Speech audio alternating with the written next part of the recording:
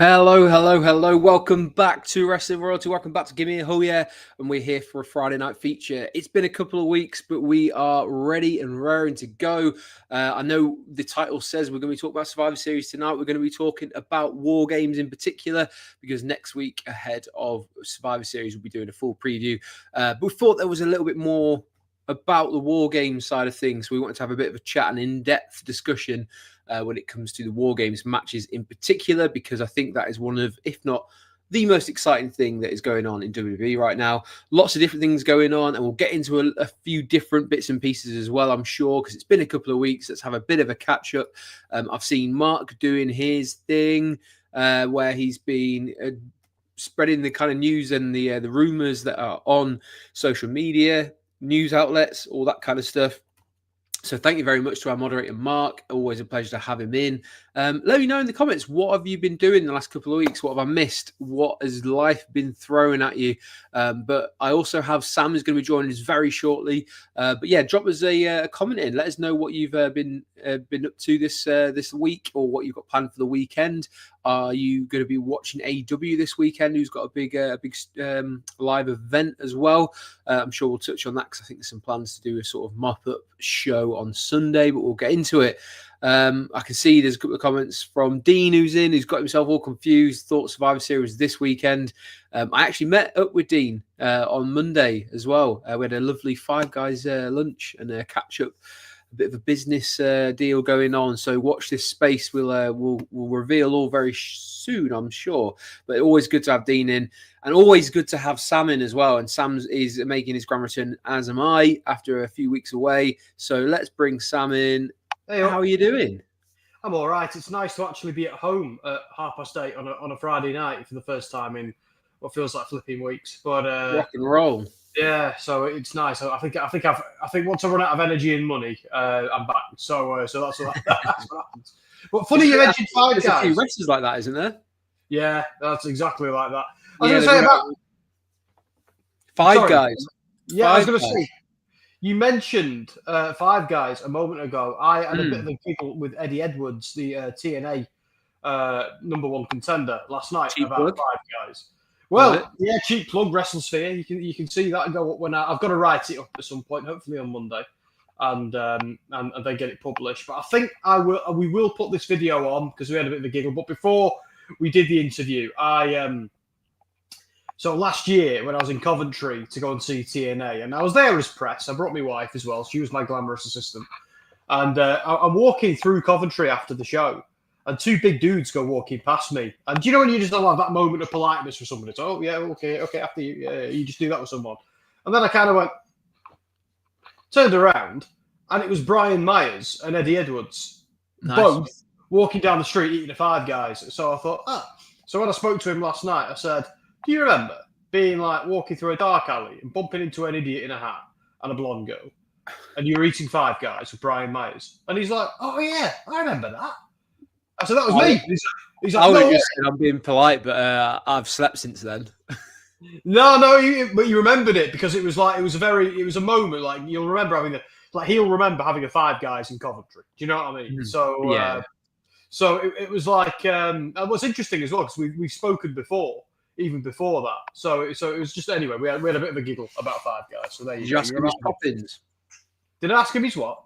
What his toppings are on a burger? I can't even remember. You could tell he was starving though, because bless him, he was proper going for it. Him and Brian Myers, but yeah, that was quite funny. But yeah, that'll be going up on WrestleSphere soon enough. But not the Five Guys conversation. That was for off cam. That's a freebie for right here on a Friday night feature. But yeah, we've got Daz Reynolds in as well, and says, "Big up. Do you think The Rock will be back?" Well, Daz, we will get into that as we go along here. Lots of speculation going on. A couple of things to bear in mind when it comes to The Rock's schedule in particular. Will we see him? Will we not? It's up to the debate. Well, we will get into it, I promise. And Mark sounds like he's going to try and get you the card for SmackDown, which I venture a guess there'll be at least one women's match on for the Women's US Championship, which we will talk about in the future. But yeah, there's a couple of things to say about that, and we'll save that for another week. But yeah, we are here today to talk about the War Games matches at Survivor Series 2024. It's not how you say it, Andy. That's not how you say War Games. Well, I was going to say, if anyone wants to have a go in the William Regal way or the Rhea Ripley way, as she did it on Monday, but you look like you're ready to go. So, Sam, introduce it properly. I can't do it as well as Dom. Dom does it brilliantly, but I will go War Games. Bah! That's what Rhea Ripley did. There you go. And then, cue Ozzy Osbourne and co doing their War Pigs and all that. It's funny because obviously being from Newcastle, when we say hour, we say war instead, but we say WOR. So it's like war kid or war lass sort of thing. Yeah, you do. Yeah. But not in this sense, not that kind of War Games. It's not our games. But there are 2 matches currently scheduled in terms of War Games at Survivor Series War Games. You've got the men's and you've got the women's. The men's obviously seems to be the one that's more prevalent in the advertising. This is the one that WWE is currently using when it's advertising Survivor Series for November 30th, which, Dean, is next week, not this week. So you'll have to get that 5 guys ordered in again next week, or Papa John's, because I know you're a bit of a Papa John's fan as well. I've also just seen that Norma is in and Hassan is in as well. Hi, Royalty, wrestling royalty. Give me a whole royalty. Everyone's in tonight. Yeah, Norma says I can see Bron taking a face-ish turn. Is that like down since day 1-ish, but face-ish? I don't care what kind of character he is, just so him and Fatu get out. Yeah, I mean, that moment where they had that stare down, that was really cool. They seem to be teasing Jake and Fatu against a lot of different opponents, and each time the crowd is going crazy for it. So the common denominator is people are really keen on seeing Jake and Fatu do a bit of a singles run as well. So he's, I think he's set for a long time in WWE, and he seems like a pretty cool and decent guy as well. I know he's got a bit of a sketchy past, but people make mistakes. As long as it's not certain things, you can forgive them. He's a kid. He'll be fine. Yeah. Dean says, be the booker question. If you could book 5 guys to get it in their prime, faces against 5 guys in their prime heels, who are your picks? Dean, just so we know, are we doing this? Is this like a Survivor Series elimination match, or is this a War Games match? Before we pick that, what I'll do, we'll end on that discussion, because that's a really good question. All I know is I want a milkshake now. That's all I know. Yeah, you need to give us a bit of time to ruminate over our answers there. So, if you could book 5 guys in their prime, faces against 5 guys in their prime, heels, who are your picks? Dean, let us know. Is that a traditional Survivor Series elimination match? Is that just a 5-tag match, or is it a War Games match? And then we'll answer it at the end. Right, let's go. Mark says, also, quick reminder, folks, next week's SmackDown is taped. That will be because it's the day after Thanksgiving, right? Yeah. Thanksgiving, then Black Friday, and who wants to go watch a wrestling show? Very good. Yeah, really good. I've seen even people who have been detractors of the company saying the way that they do time off like now is much better than they've ever done. Yeah, it's kind of a big thing. It's a little thing, but a big thing at the same time. So, really cool. Daz asks the big question: who is the 5th member of Roman's team? So let's get into it, because you can quite clearly see on the poster, one side seems to have more people than the other. The new Bloodline has 5 members. So you've obviously, you know what, Sam? I'll let you introduce the new Bloodline. And what do you think of this new Bloodline's lineup, including Big Bronson Reed being added in there as well? Well, the first thing I'm going to say is screw you, WWE, for messing up my fantasy booking that I did on the channel a couple of weeks ago. But so obviously you got Solo Sikoa, who, and I don't care what anyone says, I quite like this story, and the fact that he's not quite up to snuff is actually part of the story, which is what people are getting as well. Jacob Fatu has just been fantastic in this role. The way he just stands there with his finger out and going, "I love you, Solo." He's clearly having a lot of fun and getting paid a lot of money to have a lot of fun. So I love that. The Tongans have been excellent for a while, and the fact that I think it was their dad or their granddad was blood brothers with one of the Anawais. I do forget which one. So that's pretty cool that they're in the new Bloodline for that reason as well. And where Johnson Reed's not a member of the family, he is of Samoan descent. Yes, he's an Australian as well, but he is from Polynesia as well, his family. So I just think it's inspired booking, and absolutely furious that I never saw it and never came up with it, because I always kind of figured they'd be doing their own thing with Bronson Reed. But when I saw them all on Raw the other day and he did the hand in the air and he did all that, it just looked so natural. And I actually hope he remains as part of the Bloodline even after War Games, because I just think he brings another level of danger to the stable. But anyway, one thing I did predict, and quite a long time ago, quite accurately, was I do believe I said many, many moons ago, Andy, I was actually talking about Jey Uso and Sami Zayn when I said Jey Uso and Sami Zayn will ride again, and of course they did. We always knew the Usos getting back together was on the cards eventually, and I did always have a feeling that the OG Bloodline were going to reunite. And I'm really pleased that they've included Sami in that. I just like that when the crowd were chanting, "We want Sami, we want Sami." There have been some nice moments between him and Roman Reigns. I would quite like to see a moment where they kind of talk on the same page, like the way Sami and Jey do. I would like to see a moment where they're like, "Do you know what? Look, we were mates and we are mates, and like we can do this." I kind of like that they've circled back in with Seth, who we're going to get to that. But anyway, yeah. So we've got the Usos, Sami Zayn, and Roman Reigns. We've got the OG Bloodline minus Solo, minus Paul Heyman in the babyface spot, and I think it's really, really good long-term storytelling. This is exactly what they needed to do with the OG Bloodline, because they can still sell T-shirts, they can still keep them as a stable. I'm of the view, this is controversial, but I am of the view that the Bloodline story, including Cody and Sami Zayn, particularly the Sami Zayn Roman Reigns story, is the best story I've ever seen in wrestling. There's been a lot of good ones, but I actually think that trumps a lot of them, just because of how smart it's really been. Now, I could get very, very granular with some of the things that they've done and why that's smart, but that might be something for another day. But right now, I'm thrilled that they're doing this. I think it makes all the sense in the world. I'm a bit unsure where they're going to go next. I know Mania for a few people, obviously, and the Rumble should be fun too. But I worry about the long term impacts of it, of where it's going to go. But sometimes it's better to live in the moment and enjoy what's in front of you. So that's what I'm going to do.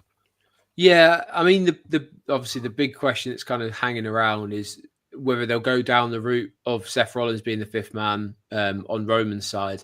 Because obviously till now he's kind of maintaining that there's nothing that could happen that would ever make him want to join it with Roman, which is quite funny because when you think about it, and I've seen a lot on social media, Seth Rollins was the one who started all this bad blood between them when he stabbed his Shield brothers in the back. But he's also the one who fixed it, though. It's important to say he's also the one who fixed it. That is true. But there are some things, obviously, like you can forgive, but you'll never forget. And I kind of feel like it's nice to have this grey kind of character where both of them have done some pretty crappy things to the other one over the time they've been in WWE. Both of them have been good for the other one at different times.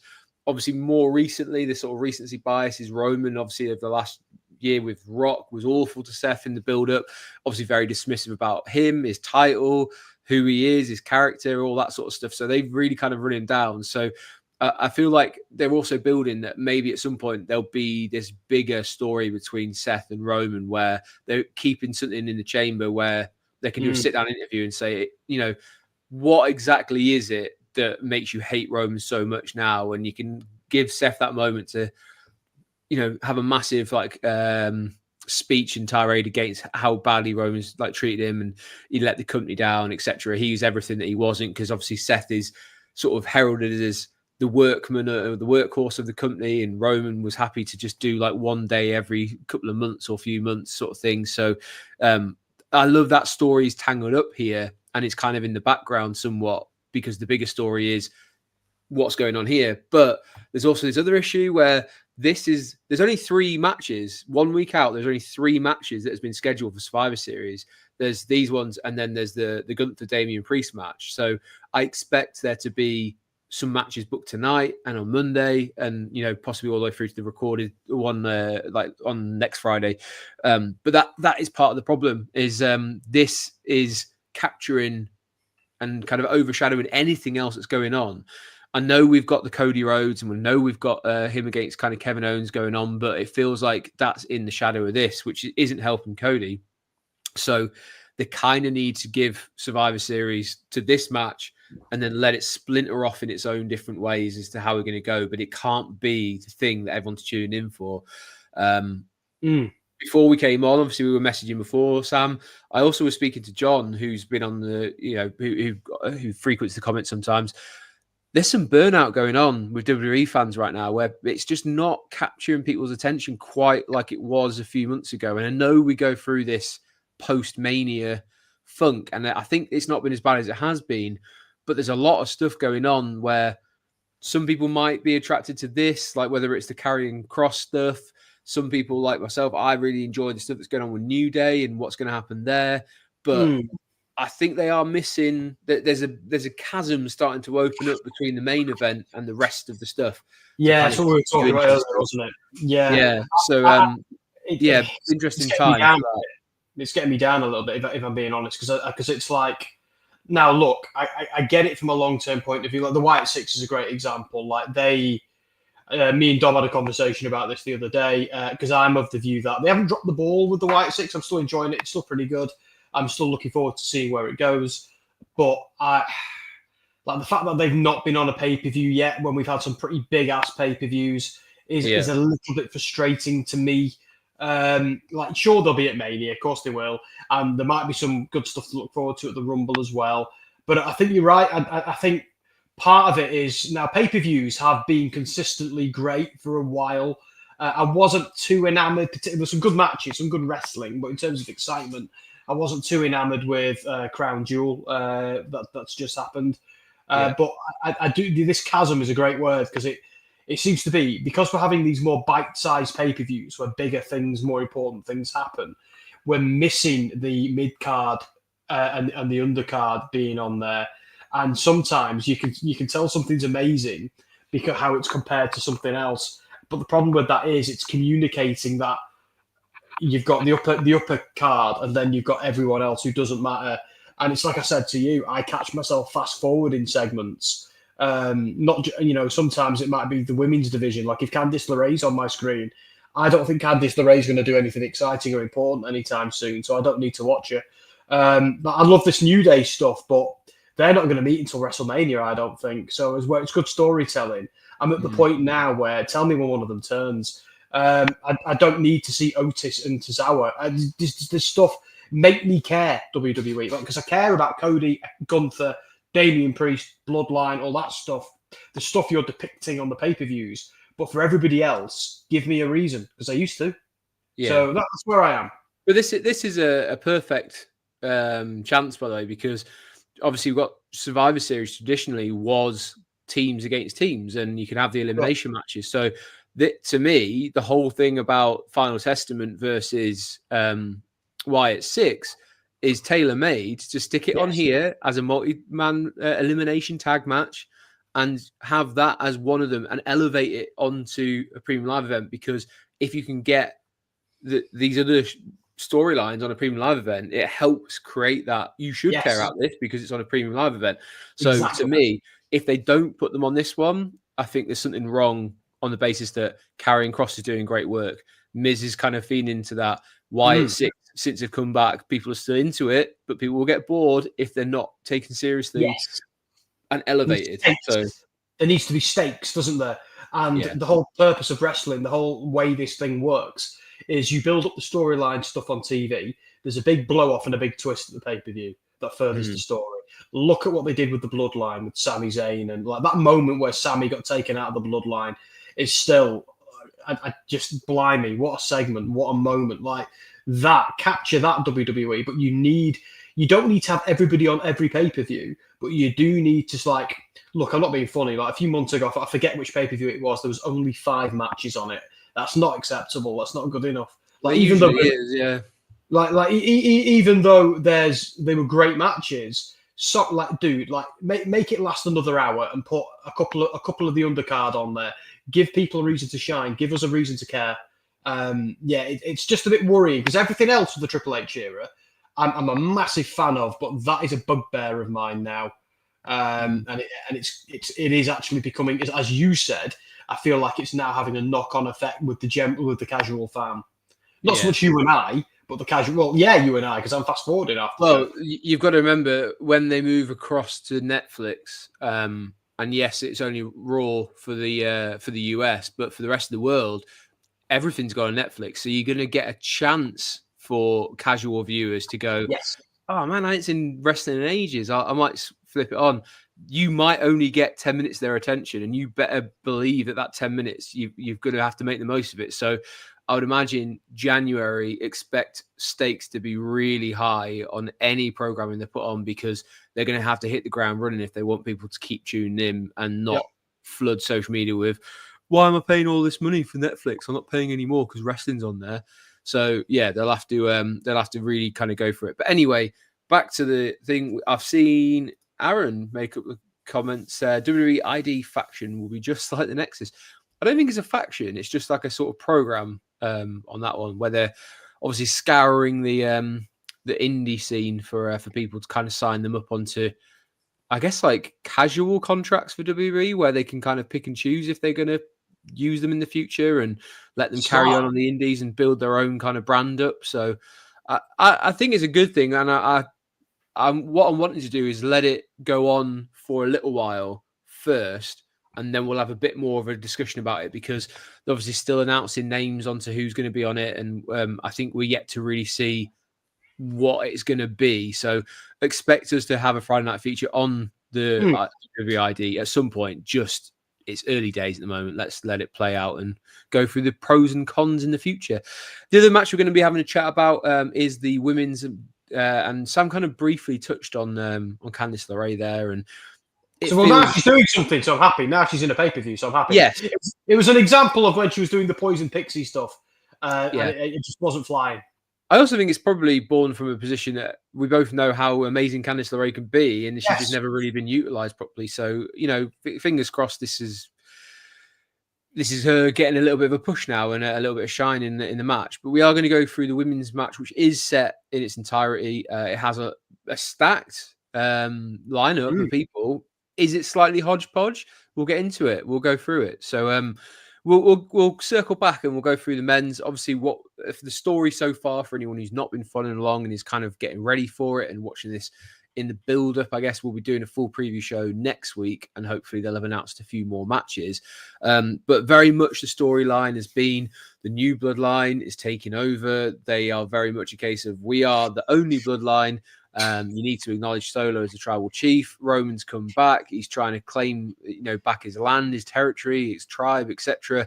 And he's realised that he is up against it with this new Bloodline, which is kind of grown in number. We've got Bronson Reed has been kind of pulled in at the moment. Very loose affiliation, I think. I think it's more of a case of he's just a big brute that they wanted to bring in. Samoan brute, though. The Samoan brute. That's what's so pretty. That's what's cool about it. That's why it works. But he's Australian, right? Yeah, but he's of Samoan heritage. Yeah. So, we'll just look at him. To be fair, the Usos are born in Cali, I think, aren't they? Yeah. Roman's from Roman Reigns is Floridian. So, yeah. It's more about, does your heritage, does your family come from the island? The blood, it's the blood side of things rather than where you're actually kind of from. But I think it's really cool. I think it's a great spot. I think they've been doing some fantastic things with Bronson Reed in particular over the last 2-3 months. His whole thing against Braun Strowman and kind of having that big monster battle, and then going in again with Seth, which they teased before. Now they've gone back to it, and now having Seth elevate Big Bronson Reed, I think has been a fantastic spot for him. Be interested to see how far we go with it, and whether he kind of calls in a favor in the future to say, I helped you out and you knew I'd come calling for my favor back at some point. So we'll see how that goes. The big question, though, is obviously as we wait to find out who for sure the fifth member is going to be, and we'll talk about that in a second, do the new Bloodline have to win this match to be legitimized, or is there absolutely no chance they're winning this? See, they won the last one. I think the new Bloodline, the old Bloodline win this one. And I think they start moving the story towards a singles match with Roman and Solo, where Solo is utterly defeated and humiliated. Now, this isn't a burial, because we'll circle back. I'm not going to go too far into fantasy booking, but I think what happens here is the good guys have to get a win for a bit. Everything has to look good. And then the real power behind the throne emerges, which is The Rock. But I think The Rock will humiliate Solo. Will say, you failed. You were never this. You were never that. I was, and then we get on a collision course between WrestleMania, between Roman and The Rock. I think that's where this is heading. I think the Usos versus the Tongans is probably heading there. But I actually do think Solo Sikoa is ultimately going to be the guy who sees the light and is the one who, I think Roman will defeat The Rock, but I think it might be due to Solo Sikoa eventually. It's a long way away, seeing the light, maybe at WrestleMania, and the entire Old Bloodline reunited. So I think there's a lot that needs to happen in between them. I also think Roman Reigns needs to get another shot. I think everything needs to be going well for the Old Bloodline. Roman gets another shot at Cody. This time it's like no BS, no interference, no nothing. But I do think something has to, because I've been thinking about this. I liked the idea of Roman losing clean and being like, Cody, I acknowledge you. Like, I'll be back, but I'm going to go at the back of the queue now. But I will be back.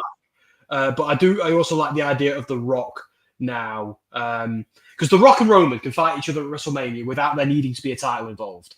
Because the thing of the tribal chief, all that story they built up, they've made that so important. It's actually more important than any belt. So that means Cody. Is a problem. Well, I don't know if it is, because I think it's always with wrestling about the story. It's all for me. I mean, more in the short term of what that does for Cody or what that does for Gunther, where you've got Cody can. I think Cody is still in the main event at WrestleMania. I think Roman Reigns in the Rock main event one day, and I think. But you've also got Rollins versus Punk on there as well, so we have to see how we're going to do it. Let's be honest. Unless one of them gets hurt again, that's where we're headed. But I think that's a great story. I like the idea of Roman retiring The Rock because they've finally got what they want, WWE, which is they've got a babyface Roman Reigns over. Now, and where do you go from there? How do you cement that and make him the next Rock? You have him take down The Rock and be the guy. Like The Rock's only got so many singles matches left in him until he's forever. I imagine he's probably only got one single match. Maybe so at Mania. And so that's what that's why I was never sure he'd be in this War Games match. But I think that's where it needs to go. This needs to be Roman versus The Rock. Solo, I do think, is a cat's paw. All this is a big swerve, but I think The Rock will humiliate Solo the way Roman did to Jimmy, and just things like that. And Solo might ultimately be the catalyst that helps Roman win, and then basically says, "I acknowledge you, my tribal chief. I was so wrong," and everyone's together again. But the question is, where does Cody factor into that? But I think to answer my own question, I don't think he should that much. I have a feeling with Cody, his storyline is either going to be is either Randy Orton or John Cena or the winner of the Rumble. But again, the winner of the Rumble could go for Gunther. I just think there's some kind of. I think Damian Priest is winning the Rumble and goes for Gunther. Oh God, I hope not. But I actually think I think Cena could win it. Yeah, I think Cena could win it. Well, I've got two theories, right? So. One is let's hold on. Let's just put the brakes there. All I was going to say is Punk versus Rollins. I've always had it in my head that that's for the heavyweight championship, but it doesn't actually need to be. It could just be a grudge match, and you have Gunther Priest at Mania or Priest Gunther or some variation. Yeah, but there you go. But I think Cody and Roman need to have one more match. Then Cody and the Bloodline story needs to be over for a significant period of time. Yeah, well, as Mark has just said, I think Cody should be nowhere near Bloodline for the rest of this wrestling year. Yeah, I tend to agree. I don't really see the point of kind of overlapping it. You still need that storyline from elsewhere to carry the rest of the show. Because let's face it, you could have this Bloodline War Games match going for an hour, but you're still going to have one more match, which will probably be about 45 minutes or so. Then you just need other bits throughout for other people to look forward to. And I think Cody Rhodes versus, in the short term, Kevin Owens, then probably Randy Orton and maybe John Cena, etc. So I think that's kind of set for the next however long. He doesn't need to get involved in the murky waters of the Bloodline again. There was a question about Oh, yeah. That's all I was going to say. One more match with Roman. I think it needs to happen. But anyway, moving on. Yeah. There was a very interesting moment on SmackDown last week where Roman Reigns, after getting beaten down, sat down with his phone and said, "Call the wise man, call Paul Heyman." And it said, "The number you've called is no longer connected." You got to remember, WWE and the writing side of things right now don't do things unless there's a payoff at some point. I think the biggest point of this is, in my opinion, I think we'll see something tonight. We might see something next week as well. But I think there's going to be a scramble to find out what's happened to Paul Heyman. And as Mark said, there's also this continuation where when Paul Heyman was beaten up by Solo and the rest of the Bloodline, he did stamp on his phone and broke it, and that side of things. I think what might happen is they eventually get hold of Paul Heyman, but he might be realigned with either Brock or CM Punk. And I think it's more likely that's the fifth person than Seth Rollins. So we might see a CM Punk back at Survivor Series where he was reintroduced last year and come full circle. And maybe it's a case of, again, I'll do you this favor, but somewhere down the line, you owe me one, whether it be a match or something along those lines. I just think there's a lot of history that you can kind of pull with Paul Heyman here and have that joyous moment where he comes back out, but he goes, "Yeah, I'm also not alone." And I've got another theory, and it's a bit simpler. But I prefer yours. But my theory is Heyman is shaken after what happened with Solo and just wants no part of it, and he's eventually, I think he's gonna get hold of him, and Paul's gonna say, "No, Roman, I want no part of this. I'm out. I'm done. I'm out. No more. No, sorry, not doing it." But then he'll have a change of heart. And that's when he might bring in a Brock or bring in a Punk or whoever else. But I think it might just be a case of he actually puts himself on the line at one moment. He might be the guy to just grab someone's ankle and look up at them defiantly. Maybe he then goes to a table again. He doesn't take many bumps, Paul Heyman. So it's important that when he does, it's a big deal. Yeah. So I think that the last two bumps I remember him taking were Goldberg doing something to him, and then Solo Sikoa putting him through a table. So, there were 5 or 6 years between those two bumps. So, I don't know if Heyman himself doesn't get involved in the ring or anything, but just does something to irritate Solo or one of the Tongans, bravely. Yeah. But there's several possibilities. He'll come back. It's like you say, they've done this with the phone because we're going to see Heyman at some point. The thing is, it's got to be a big pop. And I also think when he does come back out, it's a moment which communicates the heels are screwed for some reason. I wouldn't mind seeing, as Mark points out, he's normally a heel manager, but let's face it, people are willing to try different things throughout their career. I'm sure Paul Heyman's no different, but I wouldn't mind seeing him join up with Jacob Fatu in some way, going with Roman. He abandoned him. He didn't know where Roman was. He couldn't get hold of him. So there is that kind of thing of you left me, in this case, the werewolf. And you thought I'd come crawling back to you. He was where were you when I was getting my ass put through a table, defending your honor? Because that's what happened. He sided with Roman. He got beaten up for it. So, at the end of the day, there is that kind of Paul Heyman-esque thing of he's a bit of a weasel. He'll go to where he thinks the power is. And if he doesn't see it in Roman, because at the end of the day, I wouldn't want to stick around and hope that someone is going to return my calls and they never do. You're going to move on eventually. Is this what happened? We'll see. But lots of questions going into next week. I don't think we'll find out who the fifth member is officially until the night. I think it'll be a big surprise at Survivor Series. I have a feeling that you'll have to wait a little bit longer to find out. But they'll tease something tonight. I'm sure they will.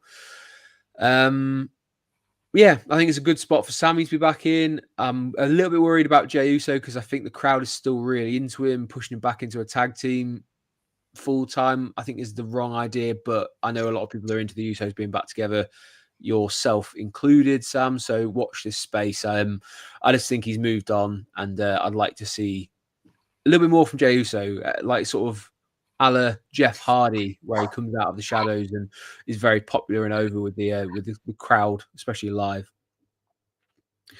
Bless you. We're going to be talking about the women's war games to finish off as well, because the field is set here. And I said they've probably got what you consider all the top It's the Avengers versus it's the Justice League versus the Legion of Doom. Yeah, so is what we've got this. Rhea Ripley, who I guess will be the captain. Which we'll probably get captains matches or something, won't we? Where we get like the advantage for War Games matches either tonight on Raw next week. So there's probably something to look forward to. But Rhea Ripley with a new sort of, I guess, a slightly different look with a face mask like Cody Rhodes or Dashing Cody or whatever he was when he was not Dashing Cody.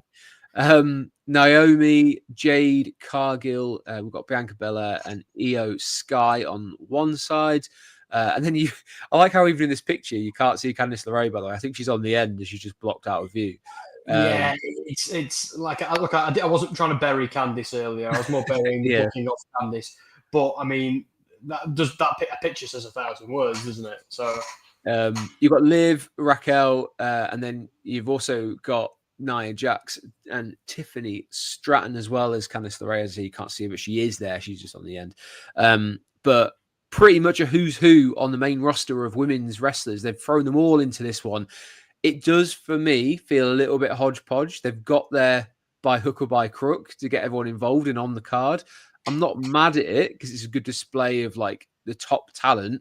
I just wish it had felt a little bit more natural, because to get to this lineup, you've had to ignore the fact that Dakota Kai came back, which I don't know why they didn't just hold that back for a little longer, because it also means, like, are they going to play onto Io Sky going off on her own? Is that going to do any damage to damage control and that side of things? And, you know, are we going to eventually see some sort of heel turn between the tag team champions? Because we've been waiting for it for a while, and I just don't know what keeping Jade and I'm so bored of it. I'm so bored of it. Like, they've been a good tag team, but it's run its course. But you know me, like, we were sat in LA, and I was whinging about how badly I wanted Bianca Belair to turn heel. And when she beat Asuka, like when we were sat there that night at Mania, and when she beat Asuka that night, I was just audibly groaning. Everyone's there going, "Yay, Bianca!" And I'm like the only person there in the crowd, like, ugh. Like, I think I'm just so bored because she's so good. Like, I saw that clip on social media the other day of her just kind of like weaseling away between Charlotte Flair and who else was it? Was it Rhea?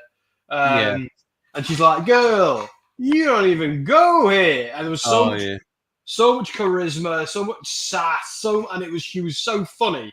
But it's because she was almost a little bit of an underdog back then. It almost gave her a little bit of pep. And now I feel like she's the superhero and not the sidekick. I'm a bit bored of it, and I'd kind of like to go back to that. And I think the only way they unlock that is if they give her a bit of an edge by turning her heel. Yeah, I also feel this is another one, more so than the men's. I think the heels have to win here, by the way. Yeah. I just think for those that are involved on the heel team, they've got both the women's champions. I know the tag teams are on the other side, but for me, you've got both the title holders have to go over, surely.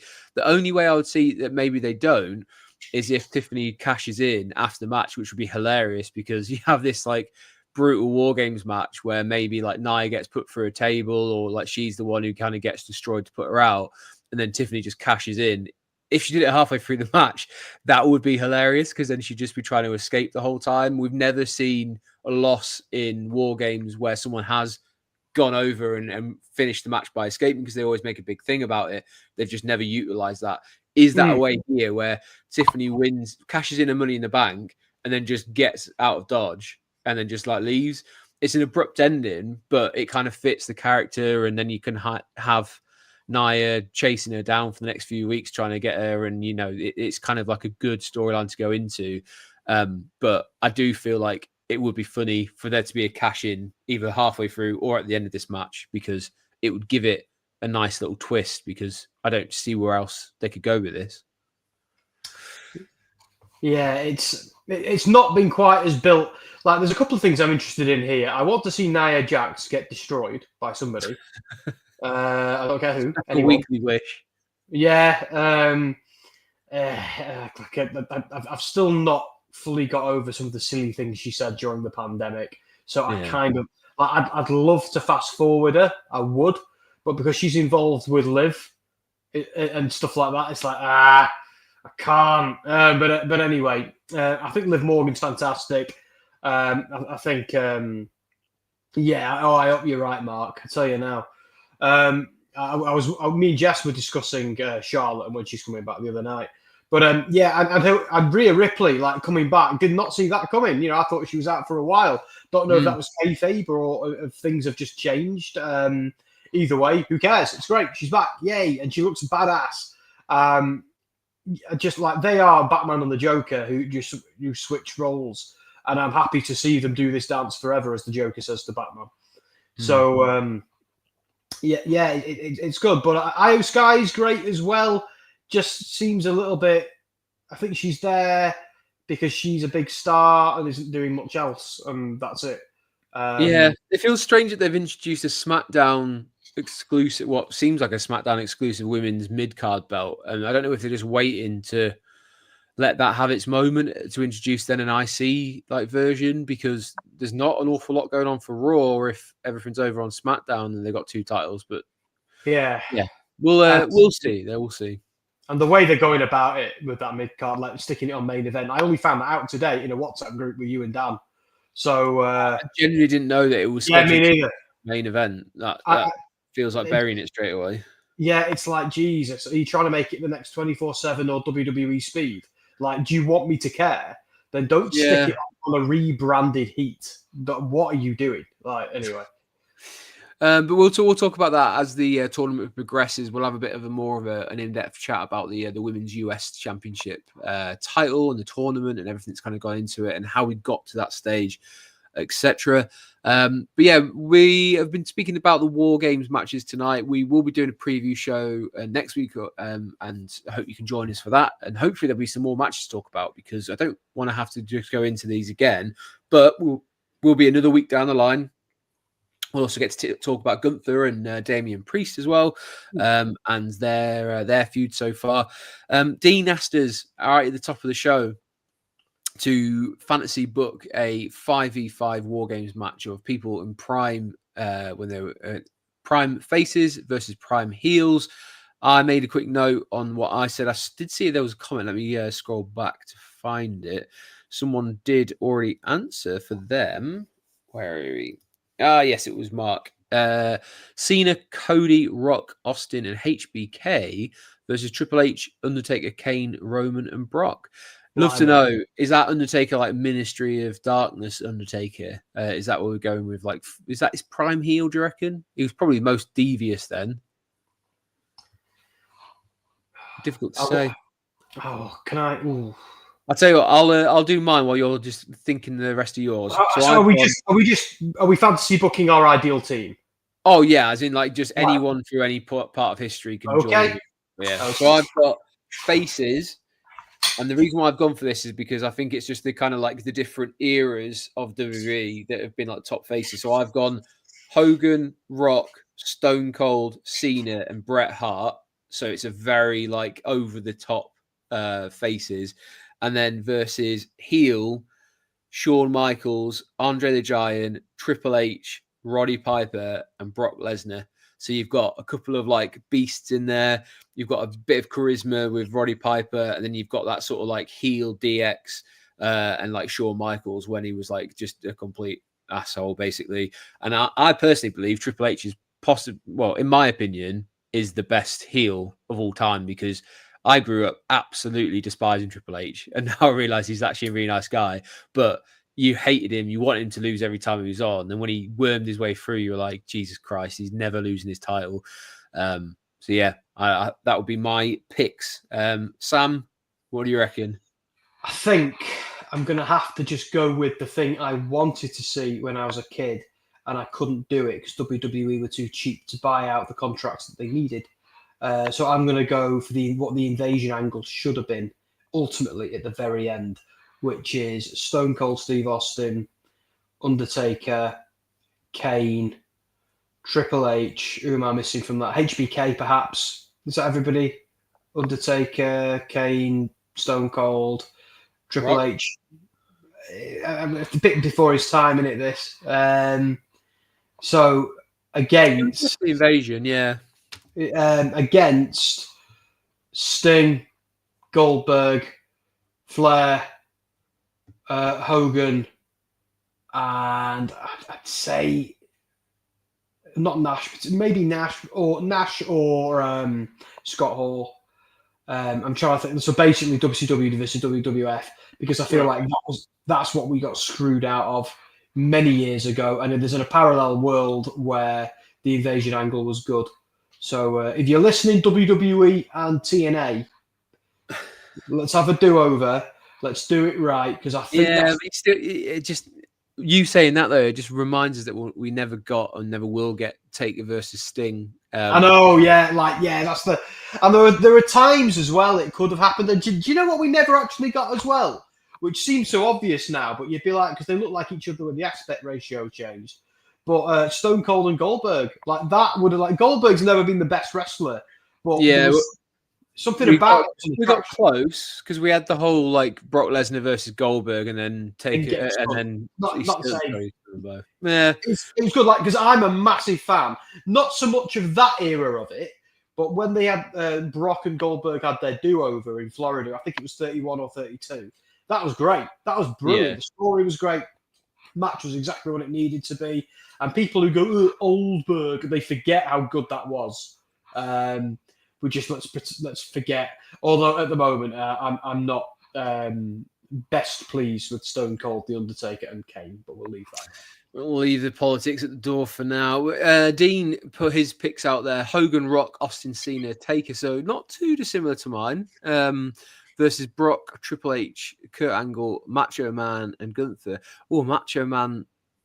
See, I always struggle to see Macho Man as like a heel per se, because I just think he's like too lovable. All my best memories of him is like when he was a face rather than a heel, but each to their own. That's the wonderful thing about these discussions and about wrestling, is that everyone has their own thoughts and opinions. And nice to see Gunther in there as well as on the heel team.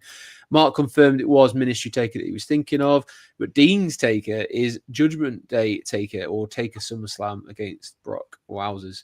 Mark was clarifying that he'd only have Brock in if it was a life where well, I mean, let's face it, like to get the ones that we've got there, there would have to be something weird happening. Dean, I think, was agreeing with the Triple H side of one of the best heels ever. Austin and Rock benefited from the greater the villain, the greater the hero in Triple H. And then there was some things going on there. HBK super kicking. Oh yeah, this is where right at the beginning of the match when they're still DX buddies, and they have the triple threat match that HBK just super kicks Triple H straight out the gate and out the ring, and then Cena's face is amazing because he's just like, what? What's the match? Was Fab against Hogan? Yeah. But even then, that was like kind of like a fight sort of over Miss Elizabeth. You kind of see where he was coming from. Let's face it as well, like Hogan's a bit of a douchebag, so he's a big douchebag. He had been manipulated as well by I've forgotten her name, Sensational Sherry. It was that her name. He'd been manipulated by her. So at the end, like when he reunited with Miss Elizabeth, that was one of the best face turns in living memory. That was such a moment, such a great moment. Her actually jumping the rail to kick the crap out of Sherry was brilliant as well. It was so good. But yeah, that's it. We're going to wrap up there. And we just want to say thank you very much for joining us. I know we obviously had a couple of weeks away. Life gets in the way. We've got plans and things like that. So thank you for bearing with us and thank you for coming back and joining us tonight. We do miss you when we're not here. And we kind of feel like we should be doing it.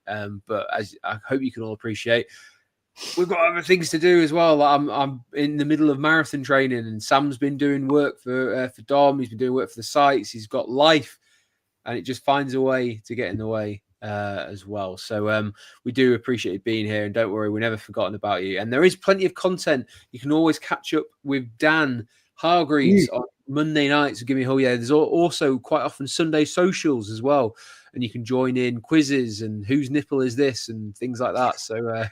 We might post something. Sorry, Ed, I was going to say we might post something week after next because I'm going to Hull to spend some time up there. So I might post something funny of us all getting drunk or something. So that might be a laugh. Might be. Well, there you go. Keep your eyes peeled. The only way you can do that is make sure you follow everything on Give me a whole social media, WrestleSphere social media, and there's, of course, Wrestling Royalty social media as well. Make sure you click that subscribe button if you haven't already. I really appreciate it. Give us a thumbs up because it helps us with all the weird algorithm that YouTube's going through, etc. And we can continue the discussion and make it bigger and better and have lots of other people doing it. So, yes. Who's that? Give me a whole We are doing a quiz this weekend. I think it was meant to do it last week. We moved it to this week. I think it's so you can have a bit of a chat about AEW, right? Full Gear this weekend. I think we kind of like when we do it because I'll be there this Sunday. Yeah, I think our bless him Anthony tuned in last week and we weren't there because we were doing it the week after. But yeah. But anyway, yeah, we'll be there on Sunday. We usually kind of cover everything that's kind of going on. AEW will obviously be a big talking point because Full Gear will have just happened. So yeah. So subscribe. Yeah. Hit the notification bell and you'll find out when they're going live. Keep your eyes peeled and make sure you join in the fun and festivities on Sunday as well. But make sure you join us next week. We will be having a chat, whether it's myself and Sam, someone else will be here somehow. But yes, make sure you join us next week. I'll try and be here. I'll try and not make any social plans at least, but it's we've got some stuff going on at the moment where we might need to kind of like jump in the car and go somewhere. I won't say what, but yeah. Well, hopefully, I should. But join us for a full preview of Survivor Series, where we'll hopefully have a load more matches to talk about, or at least 3 more matches to talk about. But we'll see where we get on. If you are watching wrestling this weekend, please enjoy it responsibly. I enjoy it wholeheartedly. Join us on Sunday. If not, we will see you through the week. Make sure you say hello to us. This has been Sam. This has been Andy. This has been Wrestling Royalty and Gimme a Ho Yeah. We will catch you next week.